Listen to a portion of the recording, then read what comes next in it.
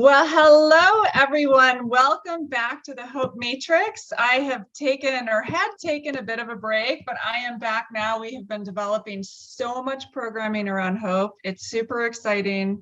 Have been working with some really world-renowned hope and happiness and mental health experts to develop a hopeful mindsets on the college campus.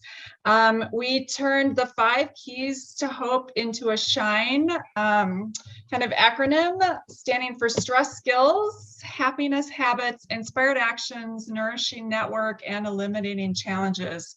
And those first letters spell out shine. So that is our new way that we are kind of talking about hope and the keys to hope and what keeps us hopeful. So today I am super excited to be bringing to you from all the way over in Australia, my good friend, Matthew Jackman, whom I met in South Africa. I'm pretty sure it was South Africa at the Global Mental Health Movement Conference. Yeah, or it might have been even before Geneva. Yeah. The World Health Organization. Yeah, I can't remember which came first, but yeah. I think it was Geneva because I went from Geneva to Johannesburg on my way home. So that would, okay. So there you go. WHO brought us together, the Mental Health Gap Forum. Yes, amazing. So it's so great to hear from you, to have you on today and to have you sharing kind of your story, your experience, and how we talk about hope with the world and what you're doing. And at first, I just want to, if you can share a little bit more about yourself, what you're up to these days, what you've been doing in global mental health. I'd love to start there. Yeah, no worries. Well, thanks for having me. I think it's so important we have space for lived or living experience leadership and how that's sort of taking place within global mental health and what that looks like in terms of the MAD movement. But yeah, a little bit about me. I'm a person with lived or living experience, and I live with bipolar disorder as defined by psychiatry. And complex post-traumatic stress disorder as well. They're not particular labels that I subscribe to. I have my own ways of understanding those experiences, but I can certainly unpack and talk through that a bit more. I guess a lot of that really was from growing up in a home with a lot of childhood trauma, and resulting in my mother passing away to mental health, unfortunately. And then really growing up being the elder sibling of 3 and supporting my younger siblings who had a lot of mental health issues, and essentially kind of, viewing them as my babies, my children, in a single parent household, growing up in quite significant and severe poverty. We lost my mum's grandparents as a result of her death. Due to the stigma, really. They didn't want anything to do with us. And unfortunately, we were a reminder as well of their loss of their daughter. So, that I think birthed a passion, a drive, a calling. I can't explain anything else other than a calling. And I'm sure you can totally resonate because I know some of your story too. So, through that, I was a young queer person and this is going back 10, 15 years now. Things are very different for the LGBTIQ plus community as well. We still have many issues now, but back in at that time, I experienced a lot of homophobia and didn't really, come out until much later. So I developed severe anxiety around that too. And, constantly having to hide myself and be someone that I wasn't. So it was, again, experiences of oppression and trauma that were no fault of my own and weren't, an illness per se. It was a social illness. It was a social diagnosis, through the traumas that I'd experienced in my family and community. And then that really led to me studying social work because, I thought I'm an activist, like this is my career. It's in my blood to be an advocate, ever since I was a little kid, advocating for myself and my siblings in out-of-home care, trying to get reunified with my dad being in foster care. I just didn't know any different. Passion for social justice, human rights, sociology, understanding the world's issues from a causation perspective, not a symptom perspective. And then that really culminated in working in lived experience roles upon graduation.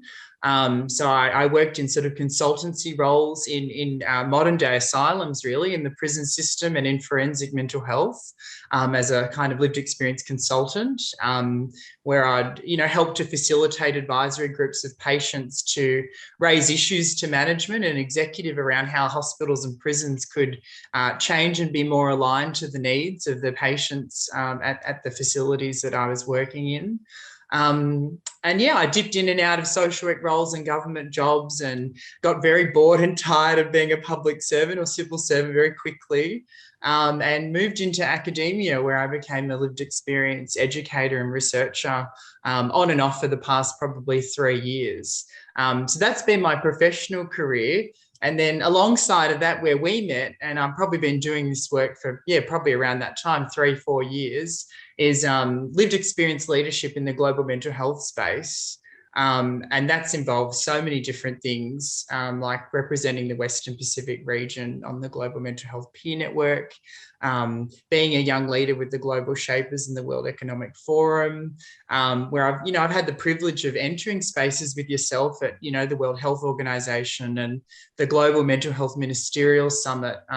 These spaces where lived experience voice is erased. We don't really have much of a say. It's psychiatrists and, civil society organizations, CEOs, and, other people that speak for us. So entering those spaces and having a voice has just been so wonderful. Now I'm a sort of, a mentor in that space, where I have a few mentees as part of the global network, from Hong Kong and Brazil. And continue to nourish the gospel of the MAD movement, MAD history, and our MAD knowledge with my fellow peers, my community. Oh my gosh, yeah, you do so much. It's just amazing, and it's been so inspiring to see you, and to follow your work these last few years, really, as you also try to balance out taking care of your own mental health, which is, it's a juggle for all of us, for sure, doing work in this space. And it's amazing too. I've seen over the last, I've been going to the MHGAP forum for over 10 years, and it's just changed so much in terms of who they're bringing in to, and that has been really inspiring to see. And I know for me, you were a big bright light there, just in speaking and sharing your story.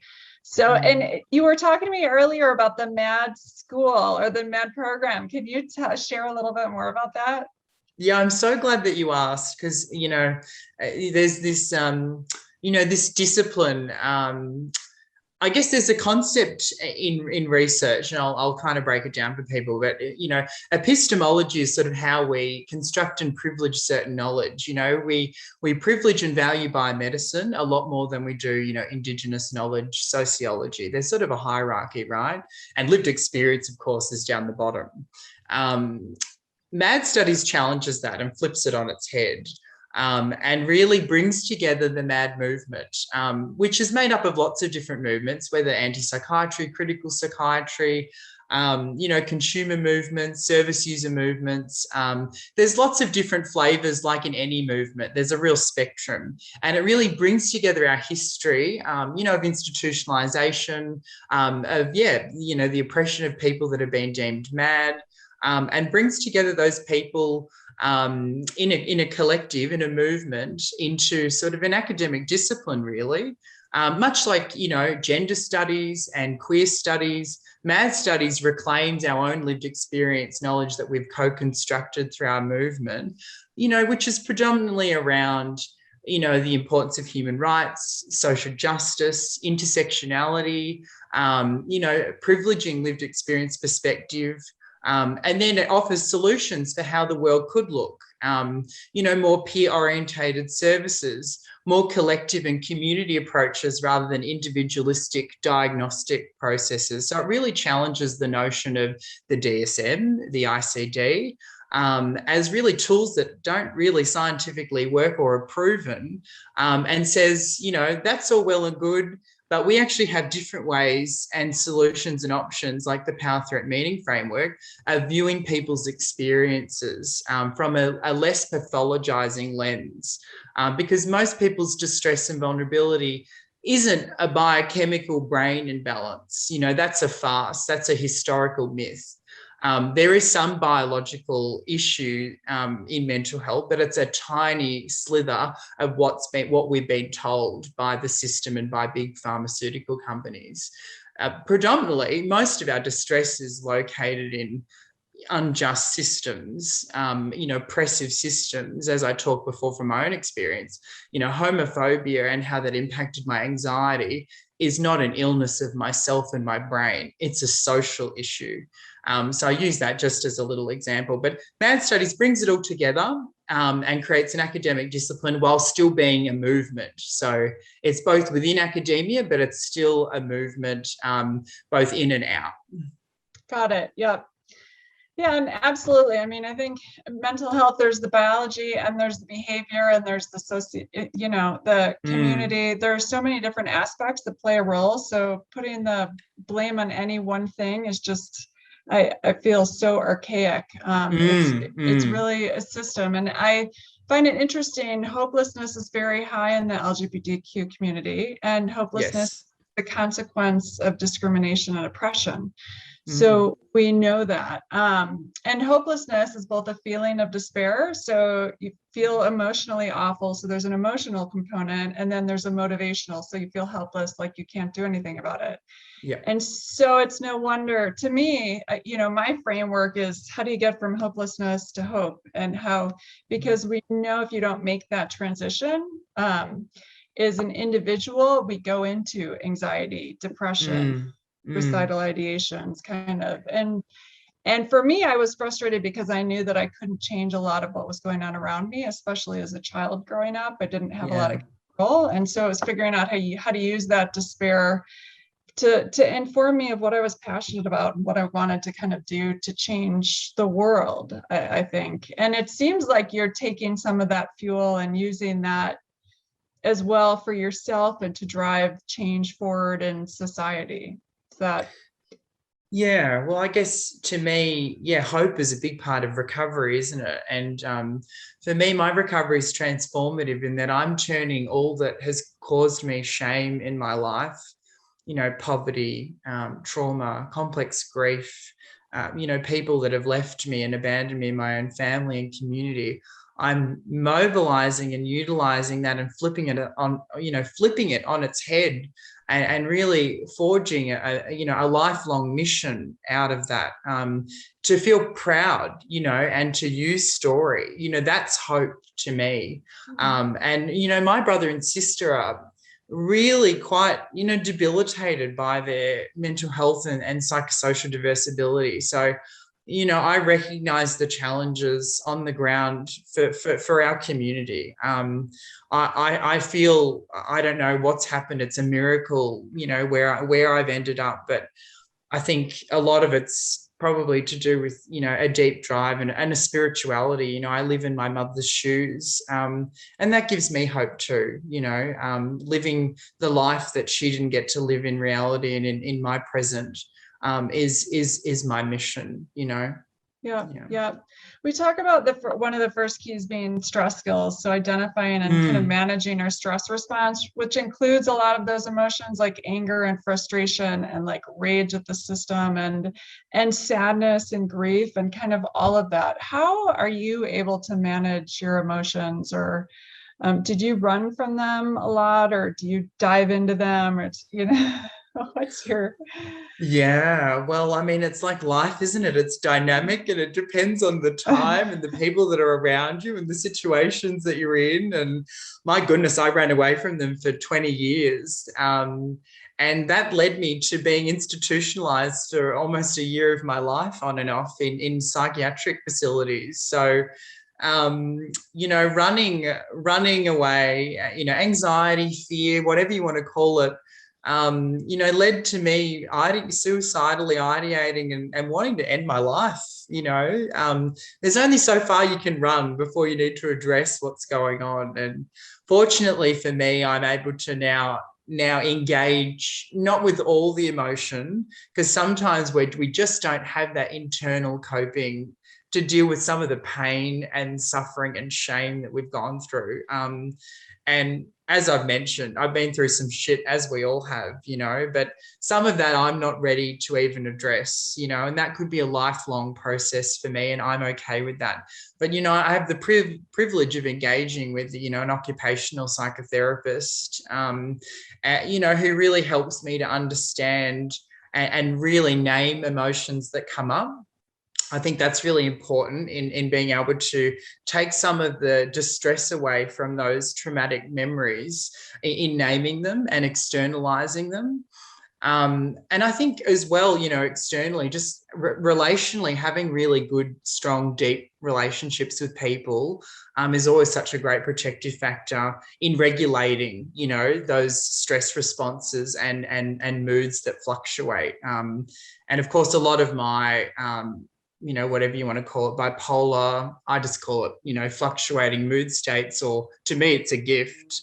I can do some pretty amazing things when I'm in a euphoric state of mind, to be honest with you. And I was probably in one when I met you as well.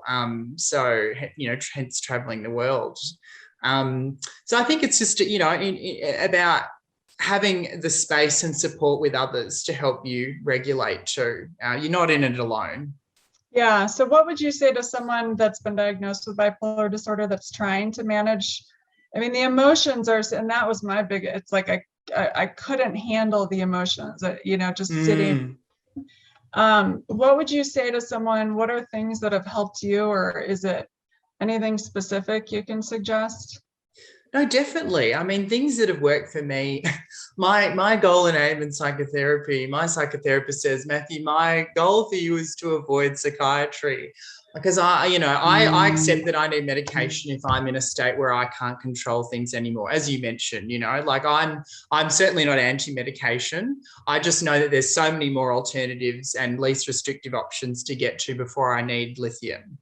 Or some form of mood stabilizer. And for me, that's a lot of walking, a lot of exercise to burn off all of that energy and emotion that's going on, that racing mind. I mean, even now I've been I could notice my mood elevate the last few months, and I spoke to my GP, and, she's recommended melatonin before bed, yoga and stretching exercises. And by GP, I mean my community doctor in Australia, who's sort of the primary access point for mental health services. So, she's really taken on board my views of, more holistic support and my resistance towards mood stabilizers, healthy sleep, eating really well, regulating in relationship with other people rather than spiraling out of control in your own mind. That's really helped me in an elevated kind of euphoric state anyway. And fortunately, I've avoided heading into that again this year, which is wonderful. That's amazing. Good for you. Yeah, it's a daily process and practice and discipline. Yeah. What about happiness habits or things you do for joy and health and that are kind of key to keeping yourself in a positive kind of mood state? Yeah, there's so many things. I mean, I'm such a lover of music, and music's another wonderful mood regulating exercise, particularly certain types of music too, like, because different music we listen to for different reasons. Sometimes it's stimulating, sometimes it's relaxing, sometimes it's spiritually awakening. So I think it's just about choosing music, and I'm a pretty upbeat person, to be honest. So I love, fun dance pop that I can sing to, and singing is another thing that helps me regulate my mood and really exercises the body and the trauma and stress and grief that I hold so intensely, particularly when in an anxious state, and it just helps me to release. And part of that's breathing. I think breathing exercises are really important. I'm not very good at them, but I do them inadvertently through all the exercise and singing and dancing that I do. So they're kind of I'd say they're my, personal medicines, in the words of Pat Deegan, that I do to sort of enable and regulate my rhythm on a daily basis. Yeah. Oh, that's awesome. That's awesome. When we talk about the third key for hope, we talk about actions and goals and setting goals and kind of short and long-term goals. And do you set goals regularly, or how do you kind of like, are you looking out long-term? Do you kind of look at short-term, and how do you make progress towards the things you want and then kind of overcome, when things come up, those challenges? No, it's a wonderful question, because it's so disheartening when you have, a lapse in your health and well-being, and it sets you back a long time. Like you have your period, but then it's a whole recovery process even after that. And probably since I, met you 3 years ago, I've had numerous of those where I've completely gone off the radar for like 6 months at a time, whether that was through, more low mood states or high mood states. So I think for me, it's I think really just important to, have that vision, have that mission, have that calling, and absolutely work towards the end game, whatever that might be for you. And I definitely have short, medium, long-term goals. My mind's always racing at, 1 billion miles an hour. I describe my euphoric states as like being on a train on tracks, and it's like shaking and going as fast, and I'm holding on for dear life, God. but I'm also loving it at the same time. So for me, it's just about sometimes writing things down and having a plan. And then that does absolutely give you hope, because it gets you thinking about the future. It gets you in a future focused, solution focused mind frame. And then gives you a bit of it also reminds you though, when you're in that, in a low state, of what you can achieve and what you have achieved, and what's still there for you when you're back in a space to act. Yeah. Oh, that's such an important point right there. For me, I had to change my life to where my mood state became my most important goal 24/7, and when we act from that kind of lower state, and we teach the kids, like the downstairs brain, we don't take inspired action. We take actions that harm ourselves or other people or addictive stuff. And so it's really important to always first make sure that we're good, that we're practicing those kind of healthy habits and in a positive state before we act, or as we're acting. And it's funny because I used to, have goals and think I want to get this and this and this done in X number of years. And I've had my nonprofit now 18 years, and I've, had plenty of time where I've had to take years to work on my mental health and my state. And it always is there when I'm ready to re-engage or when I need to re-engage. And it's like, we have our timeline, but there's also kind of a universal timeline that I think, if we struggle with our mental health, we worry. That creates more anxiety and kind of worry, but really it all works out perfectly if we take care of ourselves first.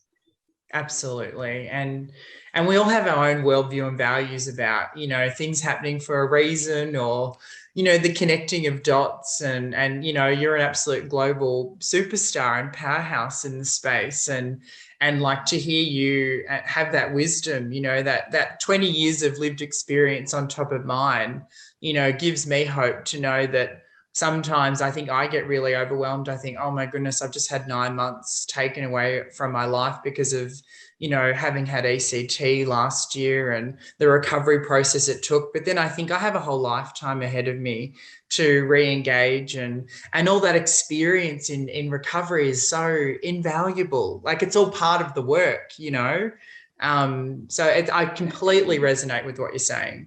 Yeah, part of the work and the learning and the experience, and allows you to bring even more and deeper wisdom to it.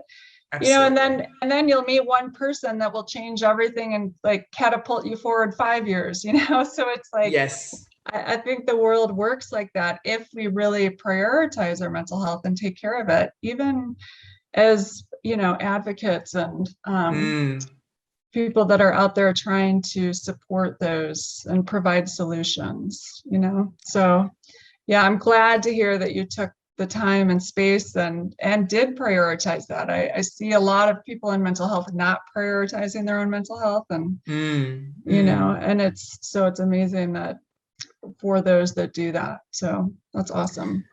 Yeah, well, I guess for those of us, that are adults listening and where work is our primary occupation, often work is the site of our most distress and vulnerability. And if we don't have a balance in that, we're constantly operating in a system that will take us back into states that bring us into hopelessness. So I think it's so important that we start with whatever our primary occupation is, whether that's school, family, volunteering, work.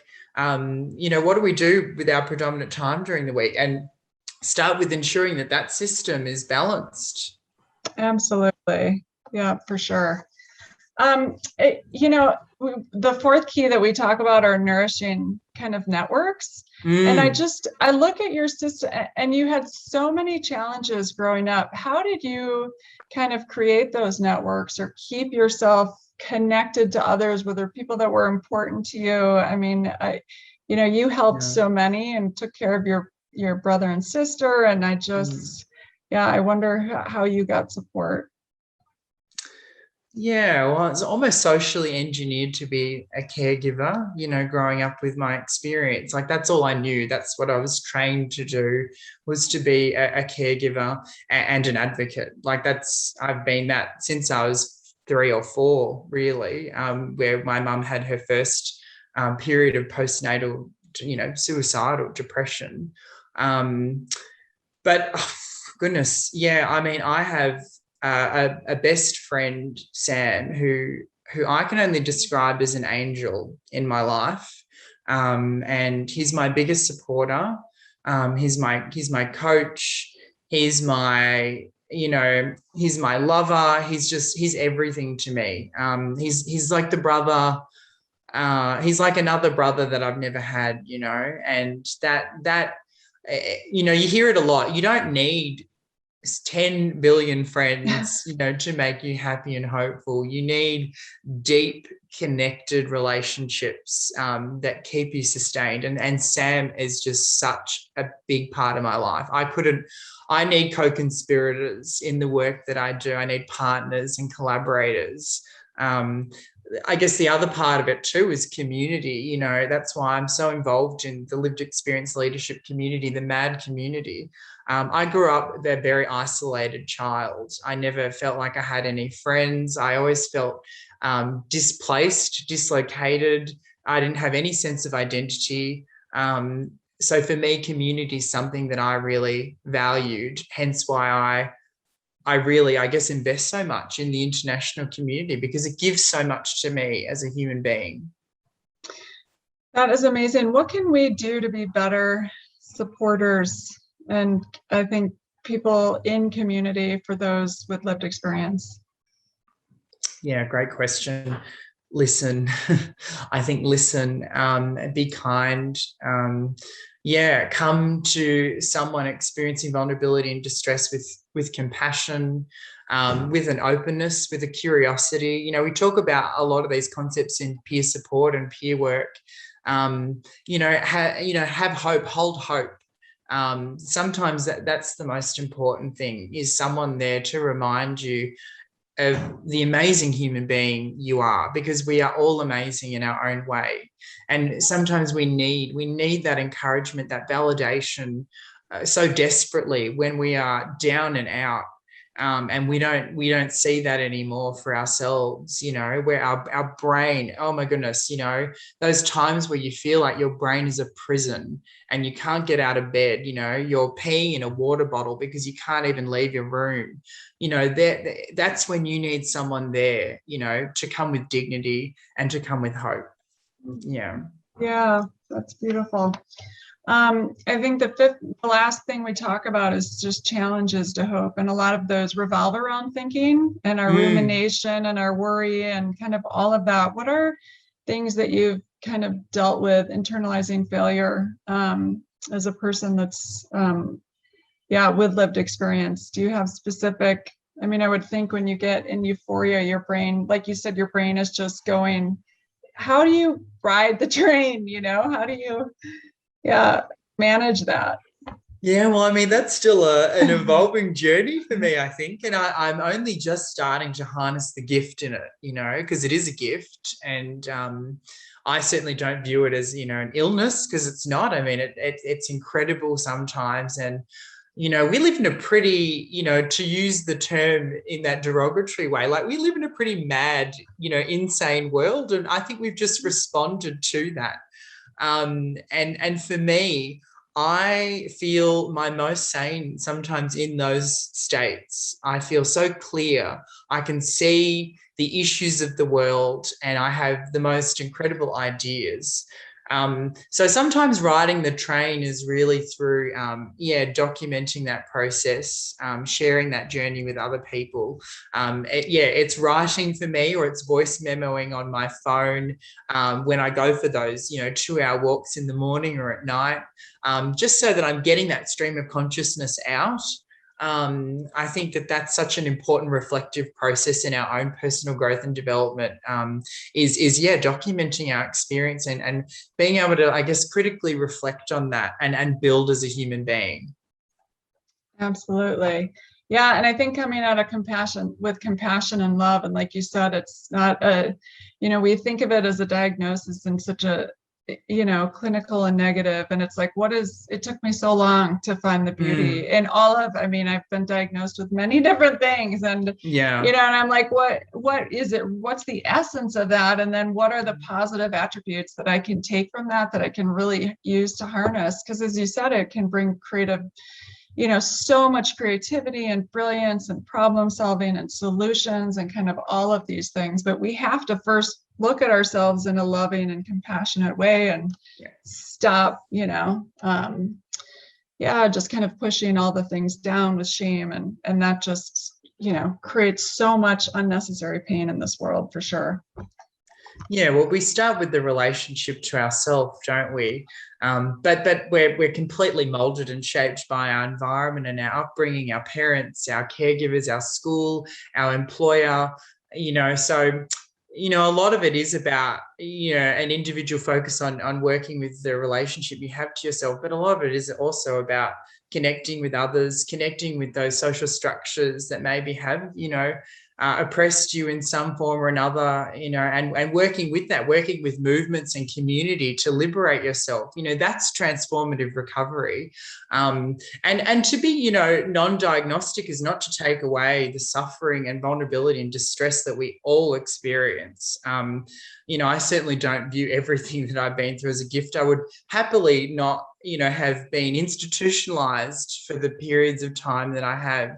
But it's just to say that there are also different ways of understanding human suffering, vulnerability, diverse experiences, however you define it, because we all have different ways of defining it, depending on our recovery, and just acknowledging and reattentioning the power away from that like illness pathologizing, medicalized way of understanding our well-being to other, social, structural, cultural, spiritual explanations. And that's all part of the MAD movement and MAD studies and what lived experience leaders can bring to this space in global mental health.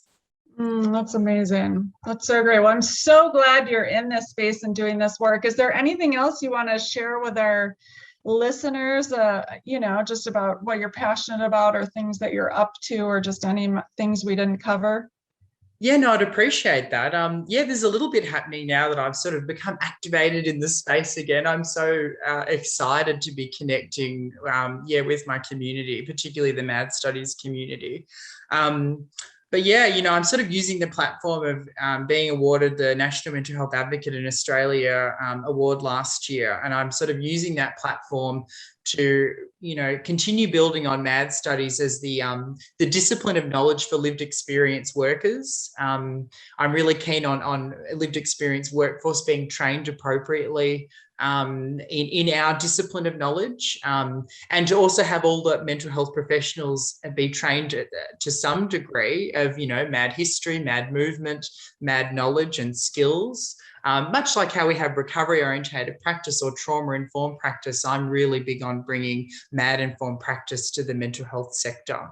And I guess along with that, I've just restarted and I'm relaunching my own social enterprise startup, the Australian Centre for Lived Experience, TACFLI.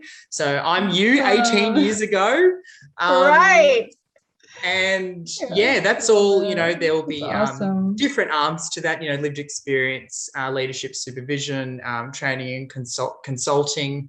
But most of it will be around systemic advocacy and ensuring, at least as I start in Australia, really bringing the formalisation of that Masters of MAD Studies at Queen Margaret University and bringing that to our lived experience workforce back home in a formalized form, because of course MAD studies has been happening for centuries, but now we're actually seeing a professionalization of that knowledge. So it's really exciting to be talking about that and what that means for ableism and saneism, as well as we sort of confront the predominant discrimination of people with mental health issues. So I think that's a really exciting time in the next development of our literacy around mental health, is challenging that notion of saneism, and we'll hopefully do that through MAD studies.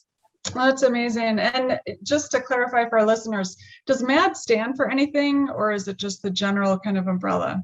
And there's against drunk driving here, so it's not that. Everyone just No, it's a complete reclamation of the term being deemed mad, historically. Much like, queer was used as a derogatory term and has been reclaimed by the LGBTIQ plus community.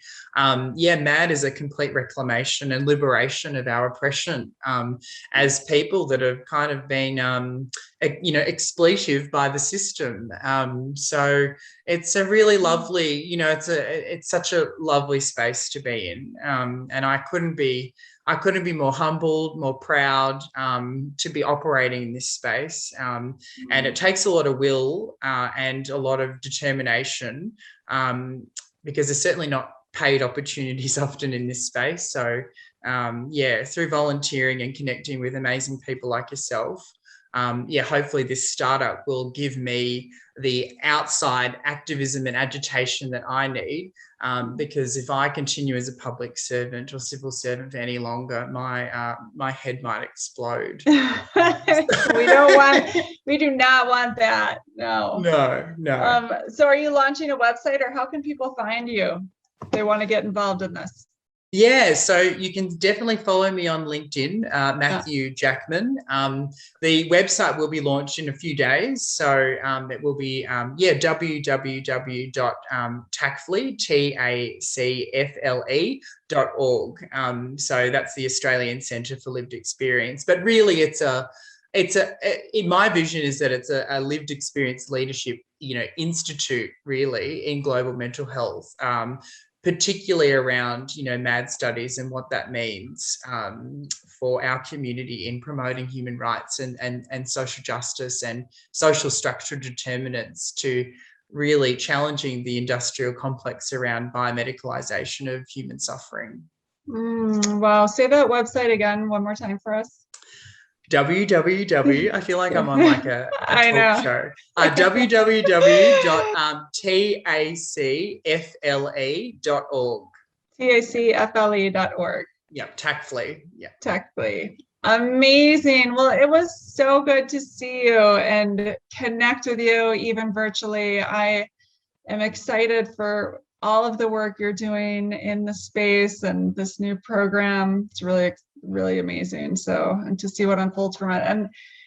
And the goal is to get the borders open so I can give you a hug soon. I would like that.